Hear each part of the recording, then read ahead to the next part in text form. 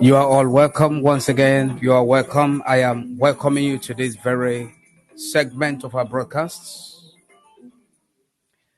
I am Pastor Maxwell Nnamdi. I welcome you to this very segment of our broadcast. Permit me to say good morning, good afternoon, good evening, and good night to you, depending on your time zone. We just finished the part 10 of our teaching series. That very episode is so powerful. Try and listen to it. If you missed it, it is on this very platform, Engine Speak. The caption of that very broadcast is Biafra Opportunists and Proper Timing. Biafra Opportunists and Proper Timing. And this is under the teaching series caption, The Revealed Mystery Behind Nnamdi Kanu. If you go to YouTube, if you go to Facebook, if you go to X, you will see the very teaching series there. It is broadcasted from this very platform, Engine Speak. Subscribe to my channel here on Engine Speak. Where you go to my YouTube channel, subscribe. Maxwell Nnamdi. If you go to Facebook, you will see my page, Maxwell Nnamdi. Follow the page, like the page, share the content. On X, you will see my handle at Maxwell Nnamdi. Follow me on X. The most important thing is to adhere strictly to the voice of truth, because that is what God has recommended as one of the major tools to set us free, according to John chapter 8, verse 32. We are looking at the very important breaking news.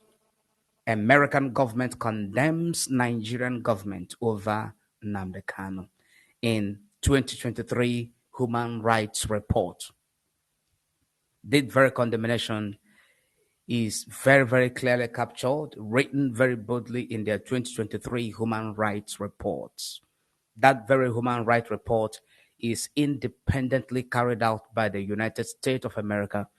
And you know that United States of America is one of the countries that respects and observes human rights, regardless of whatever reason you may give to justify the abuse of human rights. The government of America doesn't take it lightly. They may not speak for a long time, but when they speak, it carries weight. The reference that is made regarding the very abuse of the rights of Nnamdi Kanu is coming from the United Nations of United States of America, which is also corroborating the United Nations judgment, which I've been broadcasting for more than nearly 3 months. We've been speaking about the United Nations judgment, and finally, the United States of America, the government of the USA, has decided to say the same thing that the United Nations judgment has said. It is a condemnation. It's a condemnation. And the Nigerian government should wake up to the reality that is staring it in the face. I have said in the previous segment of the Enlightenment broadcast that Nigeria risks sanction from the United Nations. Sanctions from the United Nations. If care is not taken in the case of Nnamdi Kanu, they may think they are dealing with him the way they want to hold him down. They don't want Biafra to be restored, but they don't understand what they stand to lose as a country. I have cited the example of the Pharaoh of the days of Moses. I have cited that very example. That very Pharaoh lacked foresight and insight to see what the future holds for his people, the Egyptians. He thought that if Israel is released from Egypt, if Israel becomes free from Egypt, that Egypt is not going to survive the competition of the world in different aspects. More especially when he became aware that it was through the economic blueprint of Joseph that Egypt became the food headquarters of the world.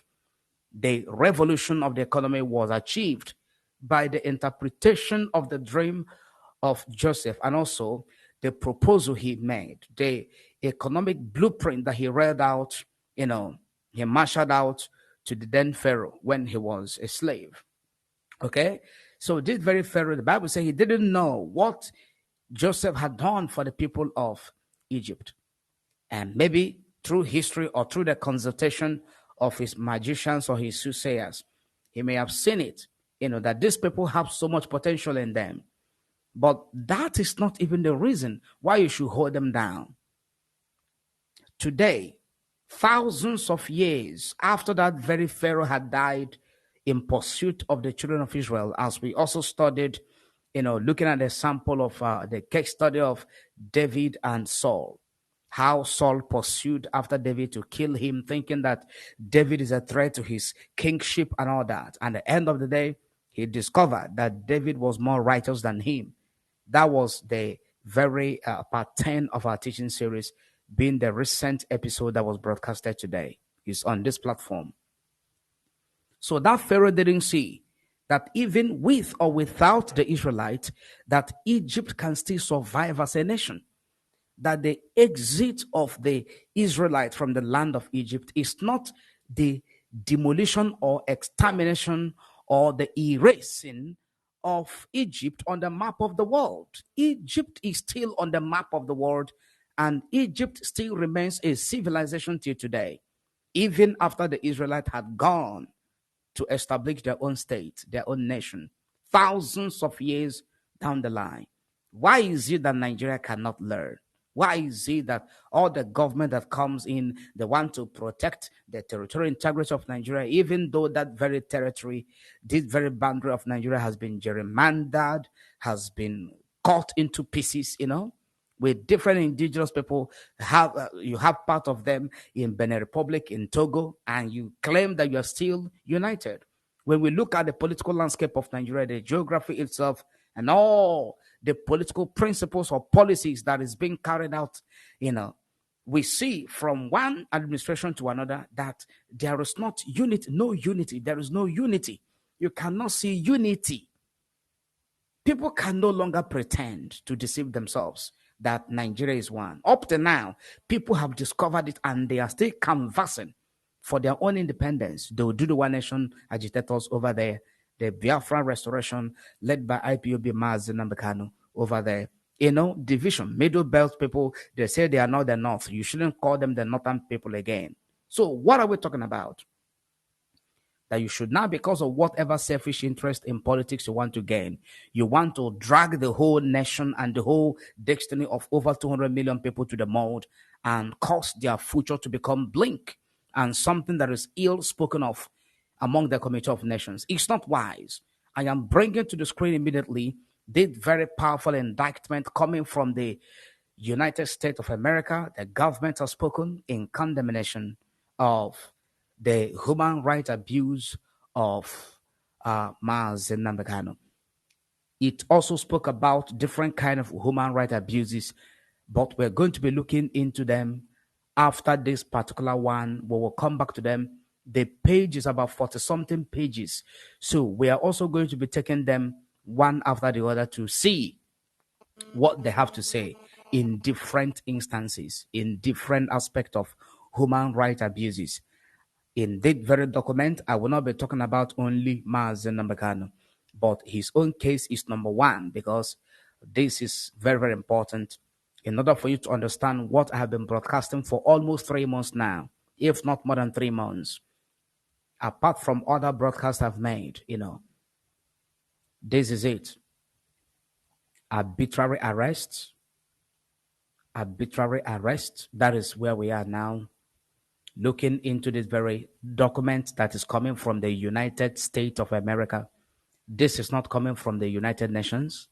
It is coming from the United States of America, USA, in this very administration of Joe Biden. This is what you need to understand. Okay? This report was independently carried out by the United Nations Sorry, I keep on saying United Nations. You won't blame me because I've been broadcasting about United Nations quite often. So this is United States of America, okay? And after that, we'll go to the report of the United Nations, the judgment of the United Nations, and all they have to say in the remaining paragraphs. So, looking at the screen, you can see under what caption. Let me bring it from the top again so that you see where this broadcast is coming from. This is Nigeria Human Rights Report Executive Summary. Executive Summary. So we take from here before we go to the paragraph 9. There were no significant changes in the human rights situation in Nigeria the past year, talking about 2023. I hope you're seeing that. This is coming from the United States of America, USA. That is what they are saying. There were no significant changes in the human rights situation in Nigeria in the past year, 2023. So, what are the areas of this very human rights report from the government of USA? Remember, this is not United Nations. We are talking about American government. This is a report that they have given.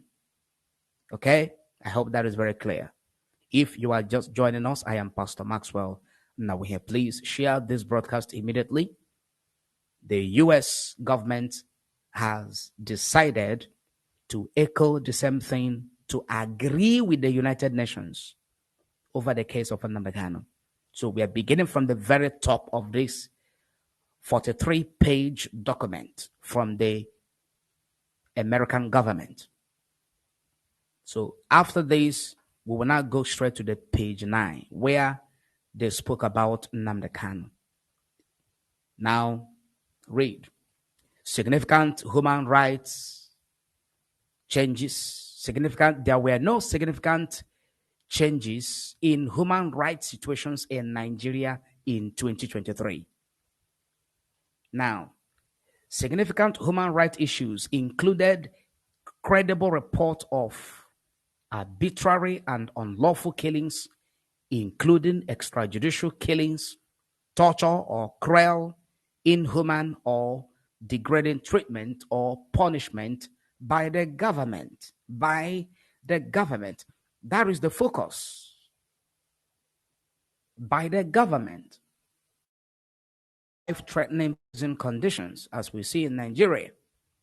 Arbitrary arrest or detention, as we also see. Serious problems with the independence of the judiciary, as all of you are observing and all of you are feeling disappointed in this aspect.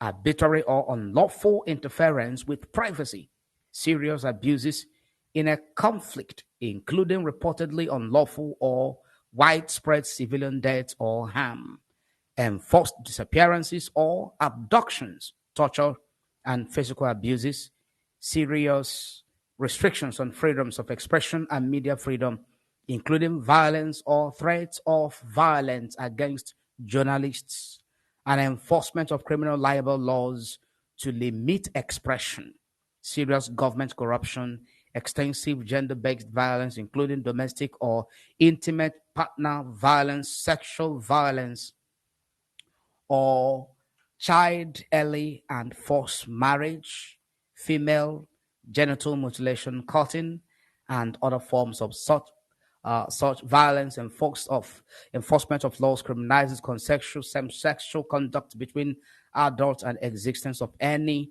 of the worst forms of child labor. So these are the areas that the government of the United States of America decided to look into or to take into consideration. How has the country fared in 2023? What is the indices? What is the analysis, credible reports, regarding the human rights in the year 2023 carried out by the Nigerian government? That is exactly what this broadcast is looking into. And it is a breaking news that the government of America has decided to condemn the Nigerian government over Nnamdi Kanu in their Human Rights Report of 2023. So we are now moving straight to that very page where they spoke about Nnamdi Kanu. After that, in another broadcast some other day, we will come back to other pages. Page 1, page 2, page 3, page 4, page 5, page 6, down to the last very page of page 43. And we are going to drop a wrap on it. We will also be broadcasting from the United Nations judgment. These are two different documents, and I don't want to bring them together. We have to separate them, the United States of America document and the United Nations document. Now, this is the page 9, as you can see here. This is the page 9. Under arbitrary arrest. Under arbitrary arrest. Okay? So this is it. Security personnel reportedly arbitrarily arrested numerous persons during the year 2023 in their prosecution of corruption cases. Law enforcement and intelligence agencies did not also or did not always follow due process, arresting suspects without appropriate arrest and search warrants. Remember, the United Nations judgment also stated it very clearly in the case of the governments of Nigeria and Kenya arresting Nnamdi Kanu. The U.S. judgment also stated that they did not present any arrest warrant. That is also what the American government is saying. I hope that is clear. Now, on June 10, the DSS detained suspended Central Bank Governor Godwin Emefiele for investigative reasons. On July 25th, the Federal High Court in Lagos granted Emefiele bail and ordered he be held at the Ikoyi Correctional Center until the bail was made. However, the DSS immediately attempted to arrest Emefiele again, and a fight reportedly broke out between DSS agents and Nigerian Correctional Service officers as each group tried to take Emefiele into custody. You see, they were now competing and fighting over who will take Emefiele into custody, because they understand that this is a high-profile case of great importance or significance to the government. You know, they were now dragging who will become the group or the authority of the government that would take him into custody because of what they stand to gain, because of different aspects of corruptions that they are going to carry out during the time of his detention. They were not really fighting on which group that will protect Emefiele's right in custody. They were not even fighting for who is it, DSS or Ikoyi prison, that will be able to ensure that the right of Emefiele is observed throughout the time of his detention. That was not even the fight. That was not even what they were fighting for. That was not even what they were dragging. What they were dragging is which of them would benefit from the detention of Emefiele. That's what they were fighting for. Which of them? DSS said, no, I am Secret Service. I am the one that's supposed, that this case is high profile. So who are you, Ikoyi prison? Who are you, officers, to come and carry this big fish and keep in your prison? No, you cannot.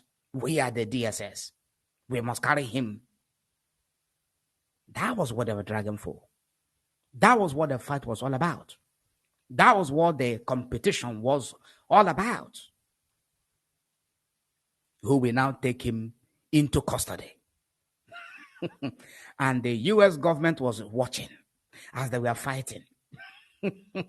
Just like they don't want Nnamdi Kanu to go, so that you heard what the legal team said. You heard what the legal team of Nnamdi Kanu said, that any day that Nnamdi Kanu was to appear in court, that the government spends not less than 500 million naira. 500 million naira. Do you think it's a joke? Do you know what is 500 million naira? Nigeria is said to be about 200 million people. 200 million people. Do you now understand that if you are to share that 500 million naira among the 200 million people, do you know how much each person will get? So they don't want to release Nnamdi Kanu. They don't want him to go. They want him to remain there so that anytime he's going to court, they are going to sign out 500 million. So they were now dragging Emefiele. I hope you are seeing it. This is what the American government is saying. Those of you that are joining us now, this is not the United Nations judgment that we have been broadcasting under our Enlightenment broadcast. This is a breaking news that is coming from the United States of American government, America's government. That is where this very information is coming from. It's a breaking news. And they are giving example that when Emefiele was even granted bail, that the DSS and the Ikoyi prison officials, they began to fight over who we take Emefiele to custody. And I was able to explain why that fight broke out. That is what it is. So we now continue with this very page.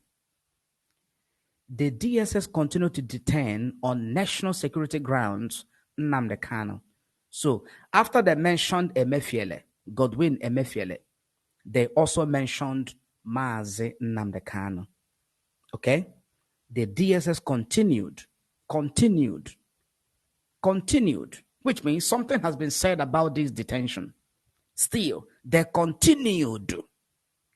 Judgment has been given in the regard of this detention of Nnamdi Kanu. Still, they continued. UN judgment said release him unconditionally, immediately pay him condition, pay him compensation. Still, they continued. Appeal court say he's discharged and acquitted. Let him go. Still, they continued. Omaya Federal High Court 1 and 2 said the same thing. Still, they continued. ECOWAS said, leave him, let him go. Still, they continued. EU said, let that man go. Still, they continued to detain Nnamdi Kanu on national security grounds. What is the national security grounds? What is that very national security grounds? Why can't they be able to stop the bandits on national security grounds? Why must it be Nnamdi Kanu? Why must it be a man that committed no crime? Why? Why can't they stop the headers, the herdsmen, from killing people and raping women in different localities and different states in the country on national grounds? Why can't they do it? Why? But the only one you can hold is Nnamdi Kanu. Because anytime he's going to court, you are benefiting 500 million naira. He is now your ATM machine. He is now Naira Bet. That you can bet that any time that Nnamdi Kanu is going to court, there is going to be the release of 500 million naira. He is now a pool, a lottery.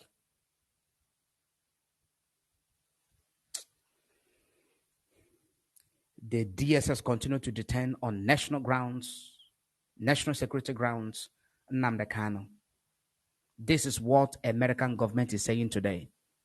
Leader of the indigenous people of Biafra, a government-designated terrorist organization, which is wrong, which United Nations has clarified on this, that he is not a terrorist, and the group organization, IPOB, is not a terrorist organization. What is the charges, or what are the charges? On charges including treason, terrorism, and illegal possession of firearms. In 2017, Kanu fled abroad after skipping bail. He didn't skip bail. You must get your facts right. If you are bold enough to write this very report, write it properly. Write it very well the way it's supposed to be. Don't somehow begin to respect the government. I know that you are not trying to take sides. I know you are trying to be very, very objective. I know you are not trying to sound as a judge that is trying to undermine the judgment of the court. I understand it very well. On that diplomacy, I understand it. But then you have to also try to provide opportunity for your readers to understand that this very skipping of bail, the Supreme Court of Nigeria said it is not true.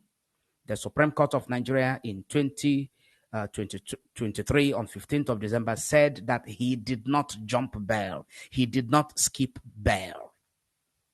He fled abroad because they came to kill him. That was the judgment of the Supreme Court of Nigeria, and that was the judgment of the United Nations. But was arrested and returned to the country in 2021. In 2022, an appeal court in Nigeria in Abuja dropped all charges against Kanu and ordered his release. Beautiful.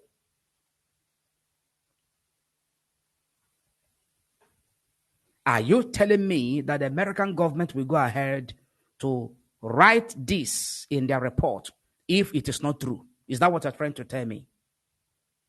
If you are just joining, share this broadcast immediately. Subscribe to this very channel on Engine Speak. I am Pastor Maxwell Nnawihe. Go to my YouTube channel. Subscribe to my channel, Maxwell Nnawihe. On Facebook, my page, Maxwell Nnawihe. Follow the page, like the page. On Twitter, X. Follow me on X at Maxwell Nnawihe. Have you seen this? In 2022, an appeal court in Nigeria, that very appeal court is not just an appeal court. It is the federal. It is federal. It's not a state court of appeal. It is federal appellate court, appeal court. In 2022, an appeal court in Abuja dropped all charges against Nnamdi Kanu.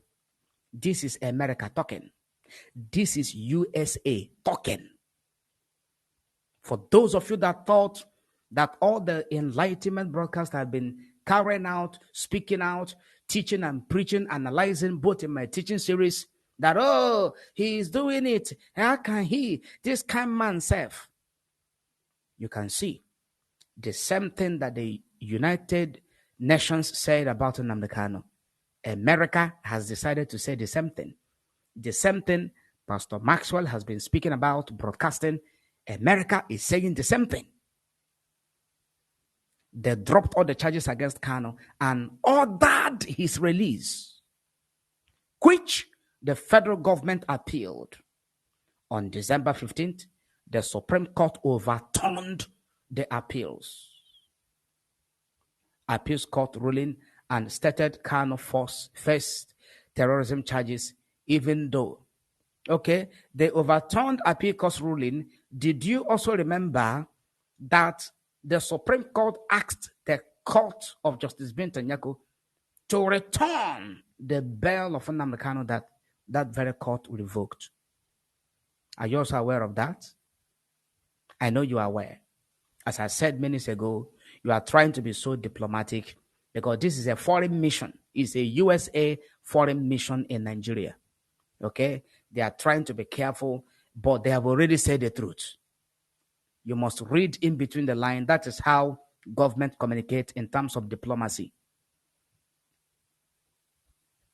Now, Nigeria Secret Police, listen, Nigeria Secret Police had violated Kanu's rights during his arrest and extradition. Now, Kanu remained incarcerated at year's end. At year's end. That is till the end of 2023. He remained incarcerated.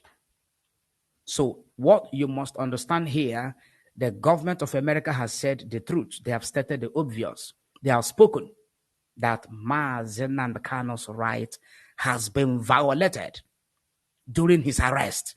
So if there is extraordinary rendition, he is supposed to be taken back to Nairobi, from Nairobi back to UK. And then you can now begin the process of trying to arrest him according to the law. So until that, he has no case to answer. And whatever you people are doing in the case of Nnamdi Kanu, trying to subject him to another trial in the court of Justice Binta Nyako, it is illegal. And America is drawing your ear that you have denied him his right. You did not follow the law, and you have to release him. This is a report, and with that, we bring this very segment of our broadcast to an end. Very, very soon, we are coming back with our enlightenment broadcast. Stay tuned.